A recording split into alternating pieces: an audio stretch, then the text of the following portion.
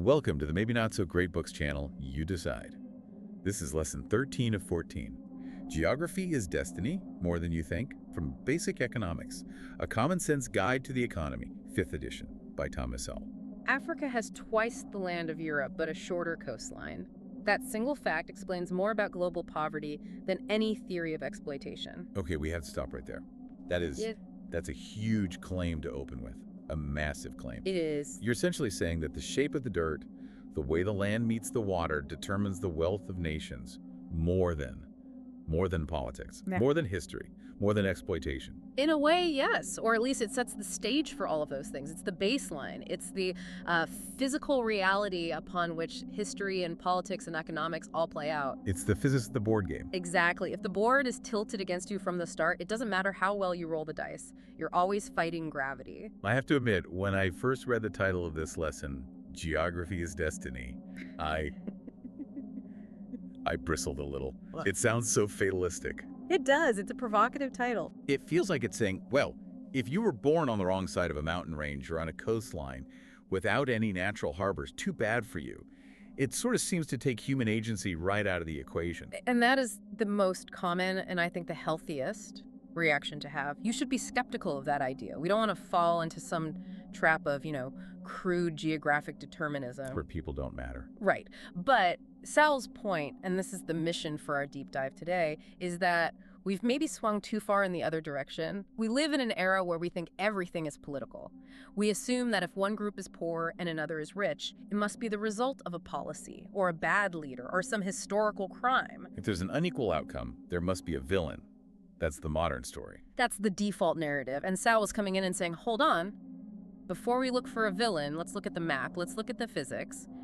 He's acting as the geographer, the physicist, not the moralist. The physics of poverty. I like that frame.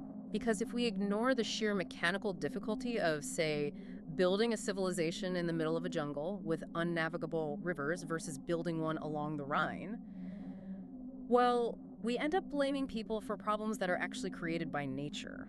So our mission today is to try and strip away that political lens just for an hour and look at the world map as a massive logistical puzzle. Precisely. We're going to explore why access to water is everything, why mountains create their own kind of anarchy, and why a smooth, beautiful coastline can actually be an economic prison. Okay, let's go back to that opening hook then, the coastline paradox, because I'm trying to picture it in my head and it still doesn't quite compute. Africa is this enormous landmass. Europe is this little peninsula off of Asia. How is it even possible for Europe to have more coastline? It's all about the geometry. It's a fractal problem, really. I want you to actually picture the map of Europe. Close your eyes if you have to. What do you see? I see jagged edges. I see the boot of Italy kicking out into the sea. I see Greece, which looks like it's been shattered into 1,000 pieces. I see Scandinavia with Norway's coastline, all carved up by fjords.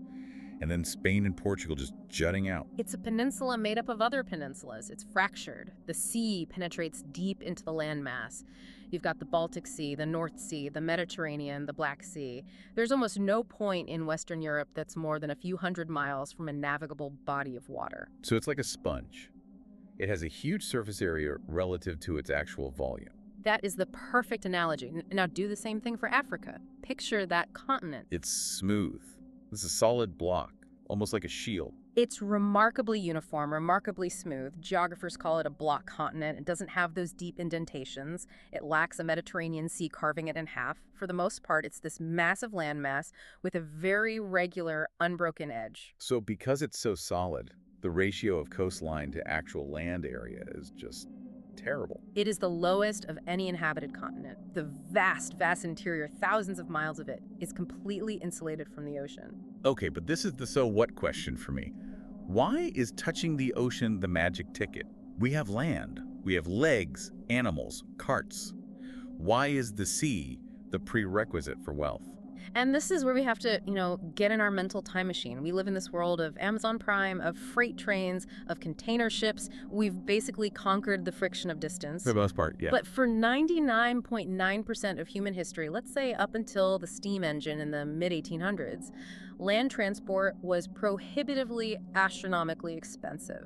It was the single greatest obstacle to economic development, period. Give me a sense of the scale. Are we talking like twice as expensive as shipping by water? 10 times? Oh, much more than that. It's an order of magnitude higher. Sowell goes back to the master, Adam Smith, who actually did the math on this in The Wealth of Nations in the 1700s. Okay, what did he find? He looked at what it took to move goods on land. He said, okay, a big wagon, a broad-wheeled wagon, needs 2 men to operate it and 8 horses to pull it. And with that whole setup, 2 guys, 8 horses, you can maybe haul 4 tons of goods. 2 men, 8 horses, 4 tons. Got it. And think about the overhead. Horses are biological engines. They have to be fed. The men have to be fed. The wagon gets stuck in the mud. A wheel breaks. On a good day, you might make 15 or 20 miles. So if you're trying to ship something like wheat, say 200 miles. The horses will literally eat the cargo before you get there. You are burning your product as fuel to move your product. It's an economic black hole. That's a great way to put it. The fuel cost is the product. Now let's compare that to water. Adam Smith looked at a ship sailing between London and Edinburgh. A single ship with a crew of maybe 6 or 8 men could carry 200 tons of cargo. Whoa, wait a second. Let me just process that. On land, it's 2 men for 4 tons. On sea, it's 6 men for 200 tons. The productivity difference is staggering. And it makes sense, right? A ship floats, friction is almost zero, the wind is free fuel, you don't have to feed the sails.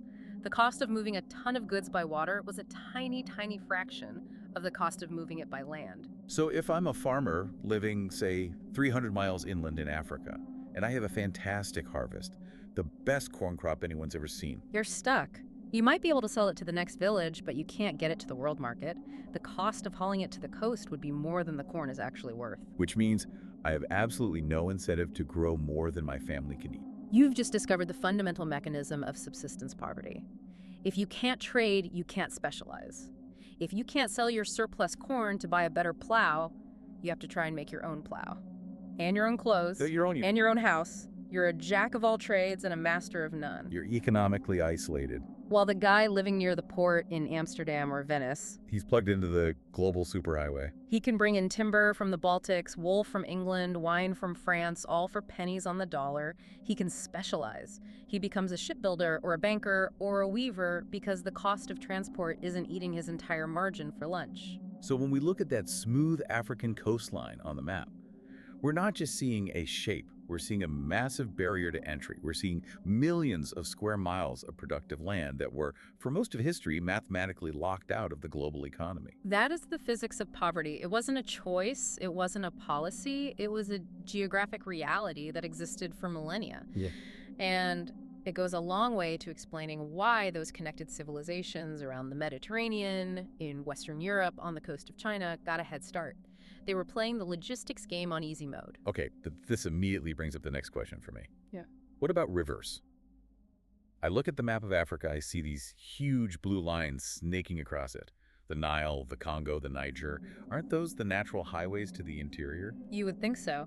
And this is what Sowell calls the second and perhaps even crueler twist of African geography. It's something you'd never notice just by looking at a flat map. You have to think in 3 dimensions. The profile of the continent. The profile, exactly. Think of North America and Europe. The great river valleys, like the Mississippi or the Rhine, are vast, flat lowlands. The Mississippi River drops very, very gently over thousands of miles. It's a slow, lazy, predictable river. Which makes it easy to sail up? Dead easy. You can get on a barge in New Orleans, in the Gulf of Mexico, and sail it up the heart of the continent. Past Memphis, St. Louis, all the way up to Minneapolis, you've essentially turned the American Midwest into a coastal region. It makes the whole interior accessible. Now contrast that with Africa. Geographers call Africa a plateau continent. Imagine a huge table rising straight out of the sea. Okay, I'm picturing it. A big, flat tabletop. The coastal plain is very narrow, and then boom, the land rises sharply in an escarpment up to this high plateau, which is where most of the continent is. The rivers flow just fine across the tabletop. The Congo is navigable for 1,000 miles on top of the plateau. But eventually that water has to get down to sea level. And how does water get off a table? It falls off the edge. Waterfalls, rapids, cataracts, huge, violent, completely unnavigable stretches of water. And crucially, these tend to occur just a few dozen or a couple hundred miles from the coast. So a ship sailing in from the Atlantic Ocean can't get up onto the plateau. It hits a literal wall of water. Imagine you're a Portuguese trader in the 1500s. You try to sail up the Congo, you get a little way in, and you run into Livingstone Falls, a series of rapids that are impossible to pass. You try the Zambezi, you hit Victoria Falls, the Nile, you hit the cataracts in Sudan. So the highway's broken right at the entrance ramp. It's completely severed. And in logistics, a break in the chain of transport is a catastrophe. It's a concept called breaking bulk. What does that mean? It means every time you have to switch your mode of transport, your costs explode. So if you're shipping copper from the interior of the Congo down the river, you hit the waterfalls, what do you have to do? You have to stop the boat, unload everything. Everything. You have to hire hundreds of local porters, you put the copper on their backs, they have to trek, say, 20 miles through the jungle around the rapids, then you have to find another boat on the other side and load it all back up again. And then that 20-mile walk. Yeah. That puts you right back in Adam Smith's wagon math. Worse, it completely destroys the economics. That single 20-mile overland trek could cost more than shipping the same copper all the way across the Atlantic Ocean to Europe. So the resources stay in the ground, not because they don't exist, but because the cost of getting them to market is just too high. Exactly. And it works for imports too. It's incredibly hard to get heavy machinery, printing presses, books, new ideas into the interior. The isolation is a two-way street. It keeps goods from getting out, and it keeps new knowledge from getting in. I really want to dig into that knowledge part. Sowell uses this phrase that I find so powerful, the cultural universe. Yes. This is so important. We tend to think of poverty as a lack of stuff, a lack of money, a lack of food. Sowell argues that, at its root, poverty is a lack of knowledge, and knowledge is a direct product of connection. Explain that link. How does a waterfall affect how much I know? Let's go back to the Mediterranean. It was basically a giant, calm lake connecting dozens of different cultures. The Greeks, the Romans, the Egyptians, the Phoenicians, the Carthaginians, they were all in constant contact. They were trading goods. And ideas. If the Egyptians figured out a better way to survey land after the Nile flooded, the Greeks heard about it and copied it. If the Phoenicians invented a more efficient alphabet, it spread like wildfire. The Romans didn't invent everything. They were master doctors and adapters. They were, in a sense, crowdsourcing civilization. That's a fantastic way to put it. Their cultural universe was enormous. They had access to the best ideas from all their neighbors. Now, contrast that with a tribe living in an isolated mountain valley in New Guinea or deep in the Amazon. They have to invent everything themselves, from scratch. They are running on a closed network, a standalone operating system. They don't get the software updates from the rest of the world. So tells this devastating story about the Aboriginals of Tasmania. What happened there? Well, Tasmania was connected to Australia by a land bridge, but then the sea levels rose after the Ice Age and it became an island. The people there were completely isolated for 10,000 years. And when the Europeans arrived in the 1800s, they found that the Tasmanians were using stone tools that were actually simpler and less sophisticated than the tools their own ancestors had used thousands of years earlier. Wait. They went backward technologically. They forgot that. Lost technology. Think about it. In a small, isolated population, knowledge is fragile. If the one guy who knows how to build the best kind of canoe dies before he can pass on all his skills to an apprentice, that knowledge can be lost forever. Whereas in a connected world, that knowledge is stored in 100 different places. In books, in other cities, in other people's heads. It's redundant. It's robust. But in isolation, it's brittle. This is a terrifying thought. Isolation doesn't just mean you don't get the latest new thing. It can mean you forget how to do the old things. And that's why those geographic barriers, the smooth coastlines, the waterfalls, and now I assume mountains, are so devastating. They shrink your cultural universe. They put you on a standalone operating system with no updates. It was never about intelligence. A certified genius born into an isolated society has no new ideas to work with. An average person born at a crossroads of civilizations has the accumulated knowledge of the world at their disposal. This transitions perfectly. We've talked about the penalty of being cut off by water, or a lack of water. Now let's talk about being cut off by land, the mountain penalty. This section of the book felt like it explained so many stereotypes about hill people from all over the world. It's a striking and universal pattern, and once Sowell points it out, you start seeing it everywhere. Pick any continent, find a major mountain range, and look at the people who have historically lived there versus the people who lived in the plains right next door. So who are the classic examples? He brings up the Scottish Highlanders before they were integrated into Britain, the Appalachian mountain communities in the United States, the peoples of the Balkans, which is just a knot of mountains, the Rif mountaineers in Morocco, the Pashtuns in the mountains between Afghanistan and Pakistan. These are peoples with completely different languages, religions, and ethnic backgrounds. A Calvinist Scot in the 1700s has nothing on the surface, in common with a Pashtun Muslim today. Nothing culturally. But Sowell says, look at their social and economic structures. They are eerily similar. Historically, all of these groups have been significantly poorer than their lowland neighbors. They are often described as fiercely independent and clannish.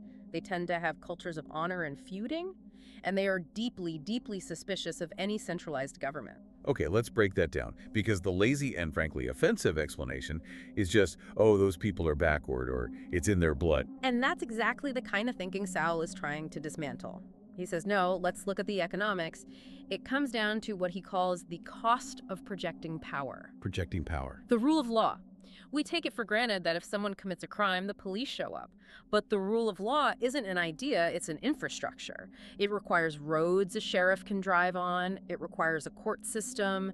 It requires the ability of the state to send in troops if things get really bad. Right, it needs to be physically enforced. In a flat, open plain like central England or Ohio, it's cheap to build roads. It's easy to move an army. The government can extend its authority everywhere. The state can claim a monopoly on violence and, for the most part, make it stick. But in the mountains? In the rugged mountains of the Balkans or the Scottish Highlands in 1650, there are no roads. It's incredibly difficult and expensive for the king's men to march up a valley to arrest one guy who stole a sheep. So often they just didn't bother. It wasn't worth the cost. The mountains effectively become zones of anarchy, not because the people living there are inherently anarchic, but because the geography makes importing government and law prohibitively expensive. So if there's no sheriff to call, and my neighbor steals my cow... What do? You can't sue him, so you have to go get it back yourself, you and your brothers and your cousins.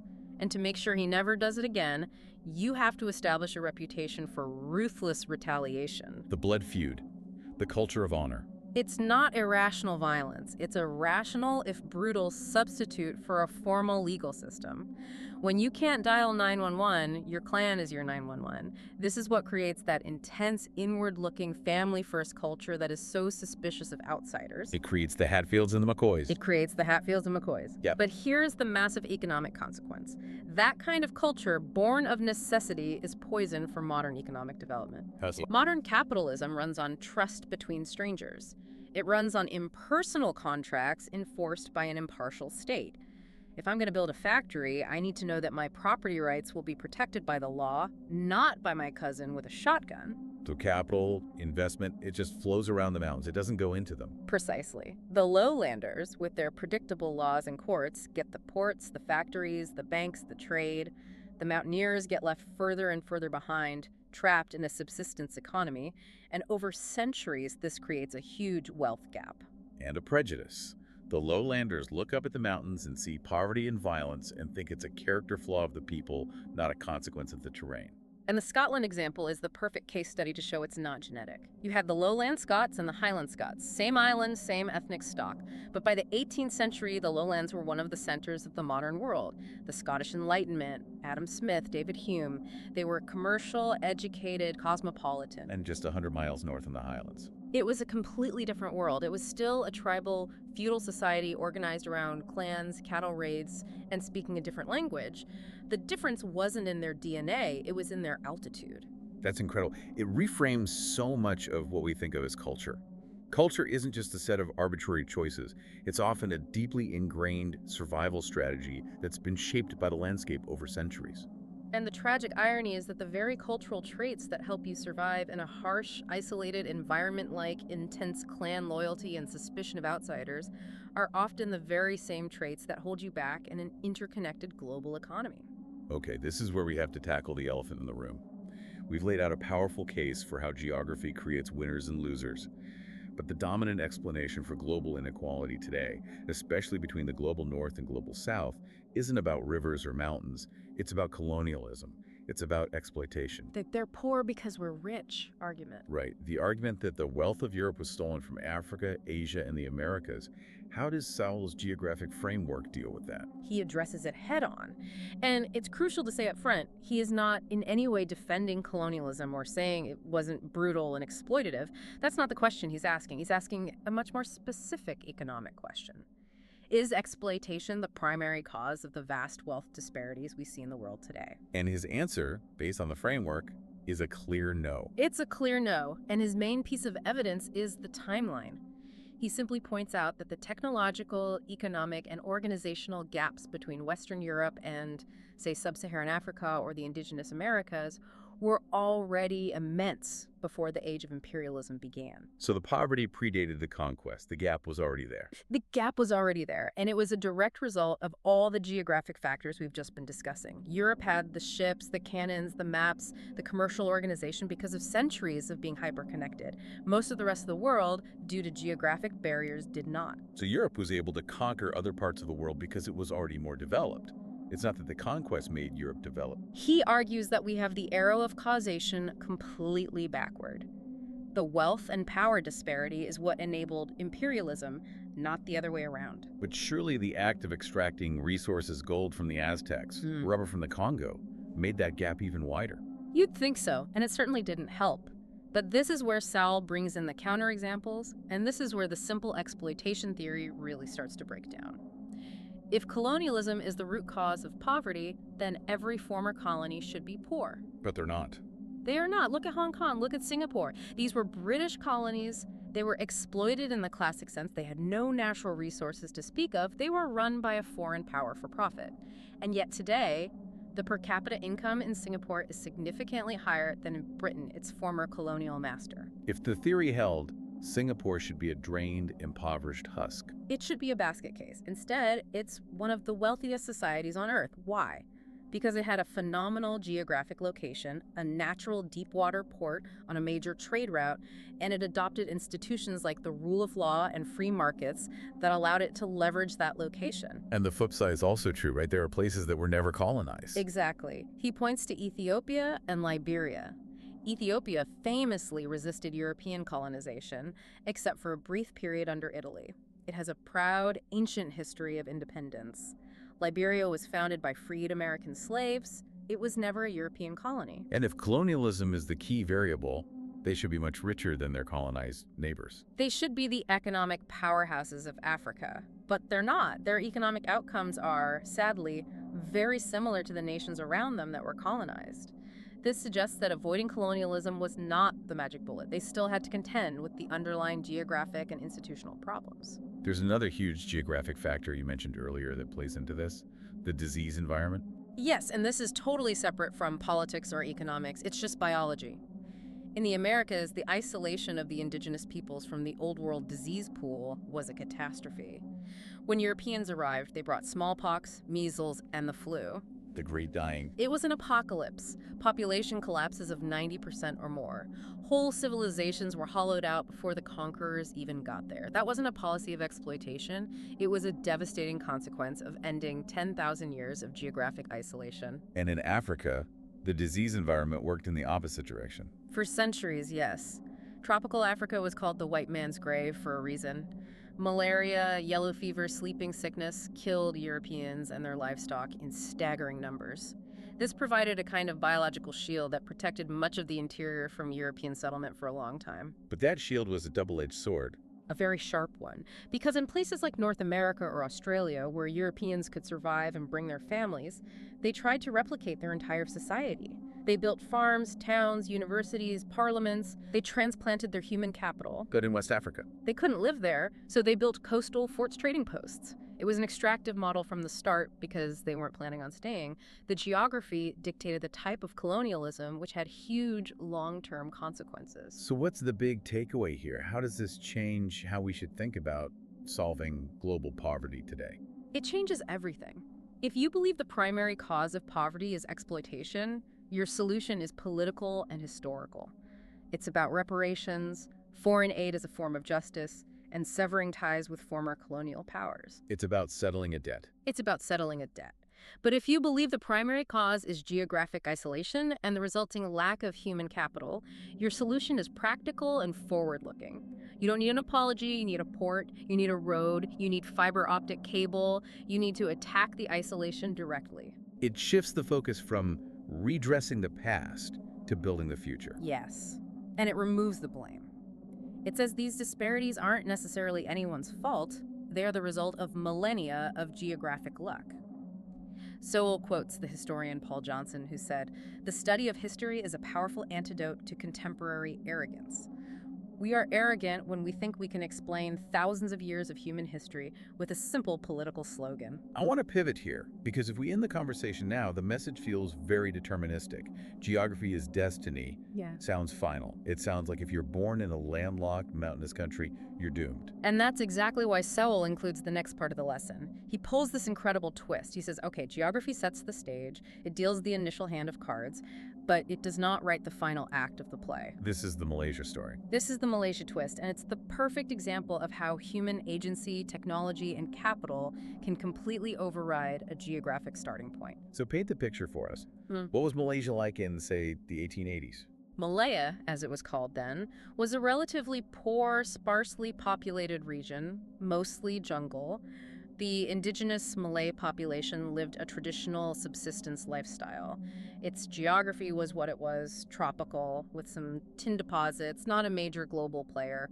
And the land itself didn't change. The climate didn't change. The dirt stayed the same, the coastline stayed the same. But two things were introduced that were not native to the region: a new plant and new groups of people. Rubber trees. Rubber trees, which are native to the Amazon rainforest in Brazil. The British, in a feat of, botanical espionage and cultivation, managed to grow seedlings in kew gardens in London and then transplant them to Malaysia, where they discovered the climate was perfect. So they basically hacked the ecosystem. They imported a high-value biological asset. They did. But a rubber tree is worthless if there's no one to tap it. Yeah. The local population was small and not inclined towards grueling plantation labor, so you had a massive influx of what Sowell would call human capital. Millions of them. Chinese immigrants who had skills in mining and commerce came to work the tin mines and run the shops.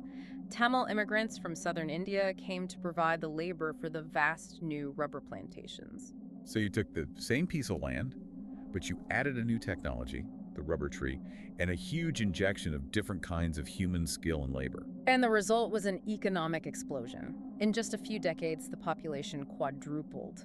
Malaysia became the world's #1 producer of both tin and rubber. The standard of living for everyone, including the indigenous Malays, rose dramatically from what it had been before. And the geography never changed one bit. That is the crucial lesson. The tin was in the ground for 1,000,000 years. The soil was perfect for rubber for 10,000 years. But those things were not natural resources, they were just dirt and trees. They only became resources when human knowledge and organization were applied to them. That's such a profound point.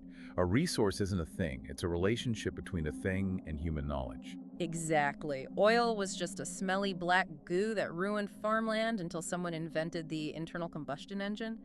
Uranium was just a useless, heavy rock until we understood nuclear fission. Wealth is not in the ground, it's in the human mind. This perfectly explains the resource curse, doesn't it? The paradox of why so many countries that are rich in resources are so poor, and vice versa. Absolutely. Look at Japan. What natural resources does it have? Fish and mountains, lots of mountains. No oil, no coal, no iron ore to speak of. Virtually nothing. And it's the third largest economy on the planet. Now look at Switzerland. It is the geographic equivalent of a bad hand. It's landlocked and it's mountainous. It has both the mountain penalty and the no coastline penalty. By all the rules we've discussed, Switzerland should be one of the poorest countries in Europe. It should be Appalachia with better cheese. But they overcame their geography with extreme human capital. They focused on things that are small, light, and have very high value. Watches, precision machinery, pharmaceuticals, banking and finance, things where transport costs are negligible. They specialized in brain power, not raw materials. And then you have the tragic contrast. A country like Venezuela, which is floating on the largest oil reserves in the world, it has fertile land, a great coastline, it won the geographic lottery. And its economy is in absolute ruins. Because geography is only the potential. You can have a royal flush of resources and still lose the game if you play it with disastrous political and economic institutions. So geography isn't destiny. It's more like geographic probability. It sets the odds, but it doesn't guarantee the outcome. That's a great way to say it. It's the initial constraint. But human ingenuity, technology, and good institutions are the variables that can break that constraint.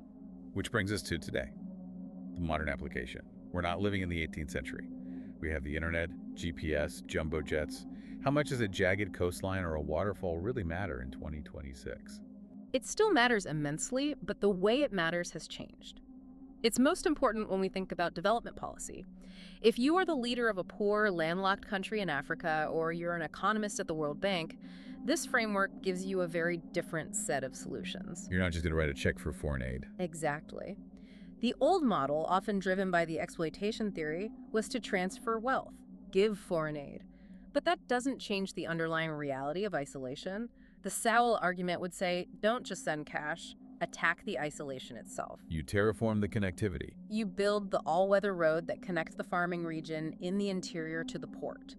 You dredge the harbor, you build an airport, and most importantly today, you build the digital infrastructure. If you can't move atoms cheaply, you can at least move bits. That's a great point. The mountain penalty doesn't really apply to a fiber optic cable. A programmer in a village in the Andes can export their code to Silicon Valley for free. The internet is the great flattener. It is the new coastline. It creates a cultural universe that is, in theory, accessible to anyone with a connection. The bottleneck now is no longer a waterfall. It's a reliable power grid and affordable data. But we have to put a huge asterisk here, a warning, because I can hear the counter-argument right now. What about North and South Korea? And you have to. If you don't address the Korea example, you're not being intellectually honest. Sowell himself would agree. Geography is not the only variable. If it were, North and South Korea would be identical. It's the perfect natural experiment. Same peninsula, same climate, same mountains, same history. For thousands of years, same people, same language. They are, for all intents and purposes, geographic and cultural twins, separated at birth in 1953. And if you look at a satellite photo of the Earth at night, It's one of the most stark images of the modern world. South Korea is a supernova of light. North Korea is a black hole with one tiny flicker in Pyongyang. geography cannot explain that difference at all. Zero. That is 100% a story of politics and institutions. It's the difference between an open, market-based economy integrated with the world and a closed, totalitarian command and control economy that actively enforces isolation. So South Korea took a mediocre geographic hand and through good institutions played it brilliantly. North Korea took the same hand and tore up the cards. So maybe the best analogy is a video game. Geography is the difficulty setting. Western Europe started on easy. Sub-Saharan Africa started on hard. But the player skill is your set of institutions, your culture, your economic system. A great player can win on hard mode. A great player can win on hard mode, like Japan or Switzerland, and a terrible player can lose on easy mode, like Argentina or Venezuela. Geography sets the potential, but institutions determine whether you reach that potential. Which leads us to that final, really provocative debate angle you mentioned, the question for all of us to think about. It's the philosophical takeaway. If we accept that geography creates massive unearned advantages and disadvantages, that nature itself is not fair, what do we do about it? Is inequality natural? That's a dangerous question, because if you say yes, some people might hear that as an excuse to do nothing. Oh well, the world's unfair, tough luck. Or does it mean that achieving any kind of equality is an incredibly difficult, unnatural act that requires constant effort? This gets to the core of Sowell's critique of what he calls cosmic justice. Unpack that term, cosmic justice. Cosmic justice is the impulse to correct for all the unearned inequalities of the universe. It's not fair that you were born healthy and I was born sick. It's not fair that you were born in a fertile valley and I was born on a barren mountaintop. It's luck. Cosmic justice says we have a moral duty to erase those differences to ensure equal outcomes. And Sowell's warning is what? His warning is that the attempt to achieve cosmic justice, to play God and correct for every accident of birth and geography, almost inevitably leads to tyranny. Because to make the mountain dweller equal to the valley dweller, you have to take from one and give to the other. You have to centrally plan society. You have to treat people not as individuals, but as members of abstract groups who need to be leveled out. And that level of control is dangerous. He argues it has been the road to some of the worst disasters in human history. He would say we should focus on traditional justice, equality before the law, fair rules, removing artificial barriers created by government, and not on trying to reverse the outcomes dealt by nature and history. So it's the difference between saying everyone gets to play by the same rules versus everyone has to finish with the same score. Exactly. And his practical solution would be, don't punish the people in the valley for their good fortune. Instead, build a road up the mountain so the people there can join the valley's economy. Increase opportunity and connectivity for everyone. Don't level down, lift up. So, to synthesize this whole deep dive, When I look at a world map now, I'm not just going to see countries and borders. I'm going to see the hidden history of transport costs. I'm going to see the ghost of Adam Smith's horses. I'm going to see the silence imposed by mountains and the noise created by rivers. And hopefully you'll also see that the map isn't a sentence, it's a diagnosis. Once you understand why a region struggles, that its problem is isolation, not some inherent defect of its people, you can start to see the real solutions. Africa doesn't have an Africa problem. It has a massive geographic problem that requires massive, intelligent, targeted solutions. It's not about blame, it's about physics. And you can't argue with physics, but you can engineer your way around it. That's it. The map is a puzzle to be solved, not a destiny to be endured. That's a fantastic place to end. The map is a puzzle to be solved. A great way to put it. That was lesson 13 of 14 on basic economics, a common sense guide to the economy, 5th edition. Subscribe for the full series. If you haven't seen our debate overview of the whole book, check that out, link in the description. Thanks for being here. See you next time.